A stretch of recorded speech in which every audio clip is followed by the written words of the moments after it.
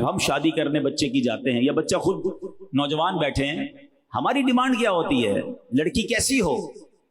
3-4 شرطیں، خوبصورت ہو، ذرا اچھا سا جہیز لے کر آئے، خاندان اچھا ہو، بس تعلیم یافتہ ہو تو اور اچھا ہے، 3-4 چیزیں۔ اچھا لڑکا کیسا ہونا چاہیے؟ اگر لڑکی والے مجھے سن رہے ہیں، بزرگ اپنے بچی کے لیے رشتہ ڈھونڈتے ہیں تو کیا دیکھتے ہیں؟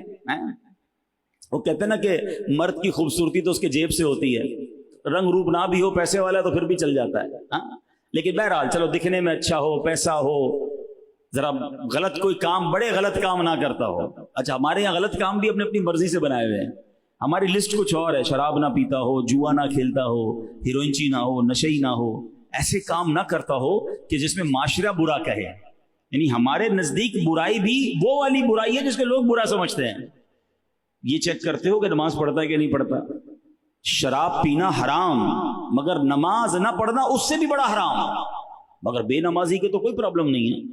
پیسے کتنے کماتا ہے یہ ضرور چیک کرتے ہیں، کدھر سے کماتا ہے یہ چیک کرتے ہیں۔ حرام کمانے والے کو اپنی بیٹی دینا چاہ رہے ہو، اور اگر خدا نہ خواستہ سود کا کام کر رہا ہے، سود کھانے والے کو تو اللہ سے جنگ کرنے والا کہا گیا، اللہ اس سے اعلان جنگ فرماتا ہے۔ تم اپنی بیٹی کا رشتہ اس کے ساتھ کر رہے ہو جو رب سے جنگ کر رہا ہے، بچے گا، بربادی ہونا ہے۔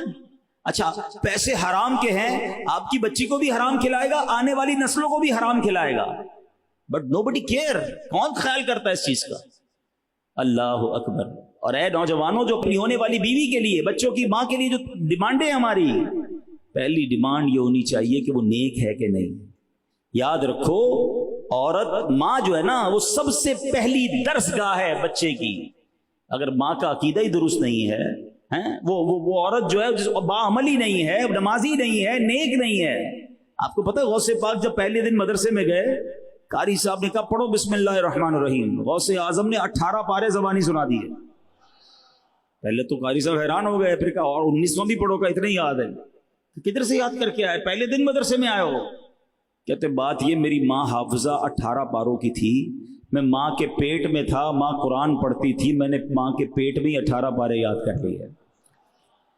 ٹھیک ہے یہ ان کی کرامت ہے، یہ بات یاد رکھیے گا، اگر ماں نیک ہے تو بچے پر اس کا اثر آئے گا۔ آپ کو پتہ ہے خاتون جنت بی بی فاطمہ امام حسن اور امام حسین کو جب دودھ پلاتی تھی اور جھولا دیتی تھی تو کیا کرتی تھی؟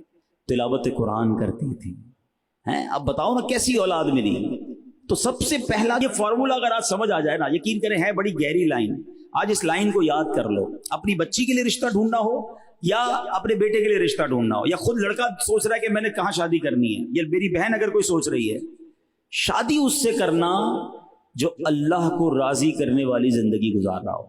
جو رب کو راضی کرے گا اللہ اس کو بھی راضی کر دے گا۔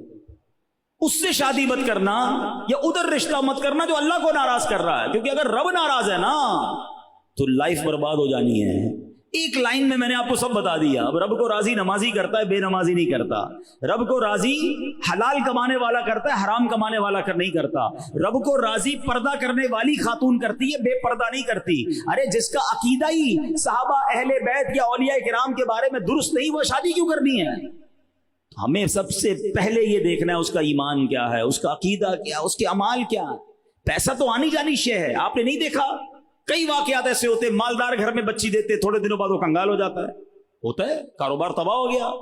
لیکن اگر بندہ دیندار ہوتا ہے، بندہ اللہ کو پسند کرنے والا ہوتا ہے، اللہ کی رضا والے کام کرنے والا ہوتا ہے، اللہ پھر اسے کھڑا کر دیتا ہے، پھر اس کے اچھے دن آ جاتے ہیں۔